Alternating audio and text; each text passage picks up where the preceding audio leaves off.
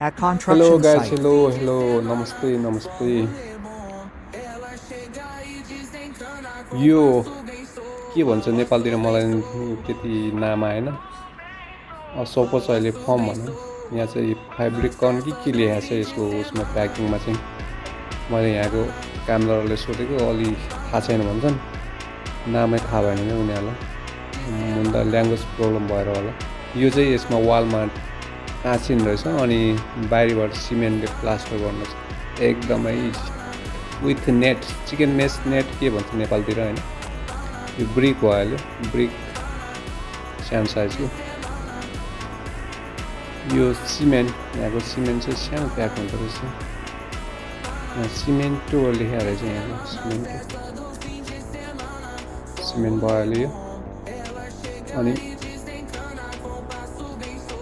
Brick चाहिँ यसै प्याकिङमा आउँछ अनि दुईवटा साइज हुन्छ। यो सानो साइज पार्टिसनको लागि यो युज गरिन्छ भने यो चाहिँ ठुलो साइजको चाहिँ नेपालतिर 9 इन्चको वाल भन्छ नि त्यस्तोमा लाउँछ, मेन वालमा लाउँछ। यो ब्रिक एकदमै स्ट्रङ छ, हेभी पनि छ, उचाल्नै सक्दैन। अनि यो चाहिँ सिमेन्ट मिक्सर, यो चाहिँ एकदमै सानो, अलिकति कम्फर्टेबल पनि रहेछ, राम्रो पनि। नेपालतिर चाहिँ अलिकति त्यो हातले खोलेको चाहिँ ह्यान्डी मिक्सर हुन्छ नि, त्यसले चाहिँ राम्रो हुँदैन। यसमा मेसिनमा राखेर खोल्यो भने चाहिँ धेरै राम्रो हुन्छ, स्ट्रेन्थ बढ्छ। त्यही भएर तपाईँहरू पनि यही युज गर्नु होला। यो वाल ड्रिलिङ गरेको इलेक्ट्रिकल वायरिङको लागि यसरी गरिन्छ, पहिले नापेर। यो चाहिँ स्टिल स्ट्रक्चर, यो बिल्डिङको सबसे टपमा चाहिँ स्टिल स्ट्रक्चर हालेको छ। यो त अघिको मैले भनेको यो फर्म भयो अहिले।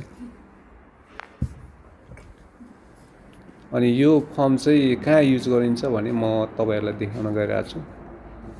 ऊ माथिभित्रको यो स्टिलको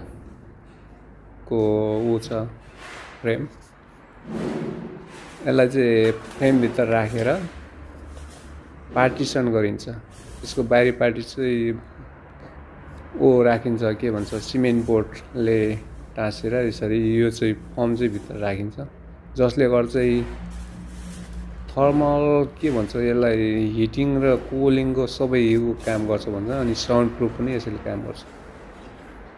यो विन्डोको चाहिँ बेसमा चाहिँ मार्बल यसरी राखिन्छ, यो कम्पलसरी हो।